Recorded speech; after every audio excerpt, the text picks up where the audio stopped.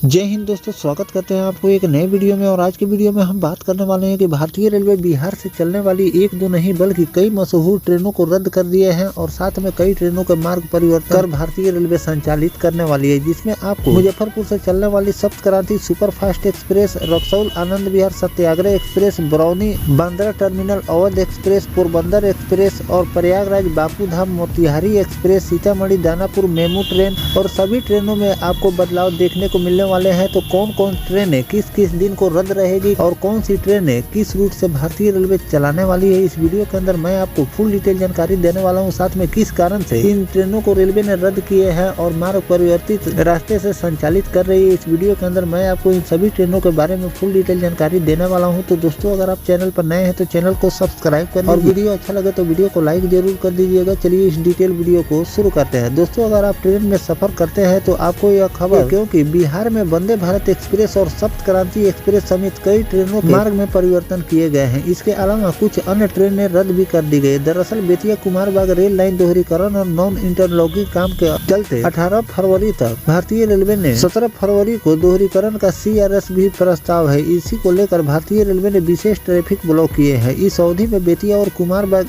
Station अस्थायी रूप से नॉन क्रॉसिंग स्टेशन रहेगा। 1.5 दर्जन ट्रेनों को रद्द किया गया है और कई को शॉर्ट टर्मिनेट भी रेलवे द्वारा किए गए हैं। किन किन ट्रेनों के रूट बदलाव भारतीय रेलवे द्वारा किए गए हैं उसकी जानकारी मैं आपको दे दूं तो Vande Bharat Gorakhpur Patna Vande Bharat express, Anand Vihar Muzaffarpur Sapt Kranti express, Raxaul Anand Vihar Satyagraha express, Barauni Bandra Awadh express, Muzaffarpur Porbandar, Muzaffarpur Prayagraj Bapudham express, Narkatiaganj Sitamarhi Danapur MEMU के रूट में भी बदलाव किए गए हैं और ये ट्रेनें नरकटियागंज सिकटा सिगौली होकर चलेगी। इसी दौरान 14 से लेकर 17 फरवरी के बीच नरकटियागंज मुजफ्फरपुर नरकटियागंज, रक्सौल बेतिया नरकटियागंज मुजफ्फरपुर रक्सौल समेत 1.5 दर्जन ट्रेनें रद्द की गई।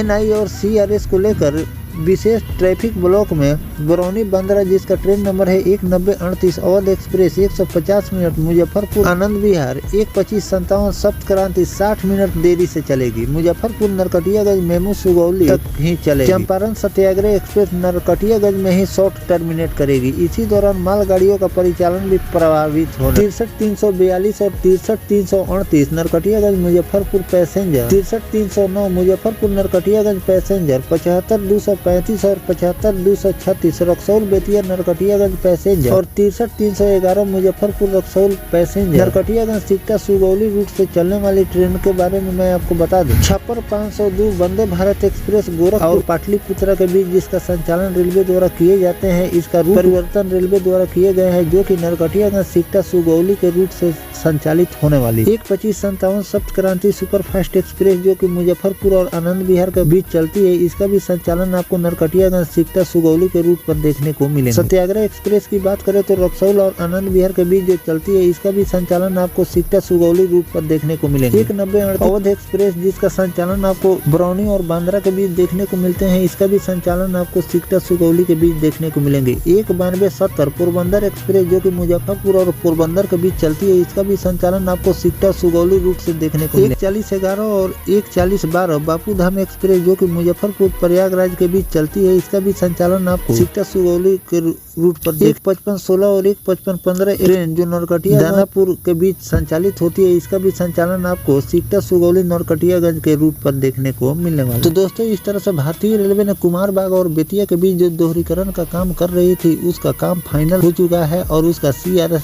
करने की तैयारी रेलवे द्वारा की जा रही है। और CRS करने के लिए जो ट्रेनों का संचालन इस रूट से भारतीय रेलवे द्वारा किए जा रहे थे, उस मार्ग परिवर्तित यानी कि दूसरे रूट से संचालन रेलवे द्वारा किए जाएंगे। और साथ जो भी पैसेंजर ट्रेनें हैं जिसका मैंने आपको नंबर बताया है, कुछ ट्रेनों को रेलवे ने रद्द भी कर दिए हैं और जो लंबी दूरी की जो ट्रेनें जिसका संचालन भारतीय रेलवे प्रतिदिन जैसे की सप्त क्रांति हुआ, वंदे भारत एक्सप्रेस हुआ, पोरबंदर एक्सप्रेस या फिर सत्याग्रह एक्सप्रेस, इन सभी ट्रेनों का संचालन आपको दूसरे रूट से देखने को मिलेंगे। और जैसे ही इस रूट का CRS हो जाएंगे, आपको पुनः संचालन इस रूट पर देखने को मिल जाएंगे, जिससे यात्रियों को काफी ज्यादा परेशानियों का सामना, जब तक भारतीय रेलवे इस रूट को शुरू नहीं करती है, तब यात्रियों को काफी ज्यादा परेशानी सहने पड़ेंगे। तो इस तरह से भारतीय रेलवे एक तरफ लोगों को सुविधा दे रही है, तो 1 से लेकर 2 दिनों के लिए लोगों को परेशानी भी उठाने पड़ेंगे, क्योंकि इस रूट का CRS हो जाने के बाद इस रूट से आपको संचालन देखने को मिलेंगे, और जब तक CRS नहीं होता है तब तक इस ट्रेन का संचालन आपको दूसरे रूट से देखने को मिलने वाले हैं। अगर इस ट्रेन से अगर आपको सफर करना है तो भारतीय रेलवे द्वारा जो नोटिफिकेशन जारी किया गया है, इसी के आधार पर इस ट्रेन का संचालन आपको देखने को मिलेंगे। और इन सभी ट्रेनों में सफर करने से पहले अगर इस रूट से अगर आपको सफर करना है तो आप पहले इसका टाइम टेबल इंडियन रेलवे के वेबसाइट पर जाकर इसका रूट देख ले कि इस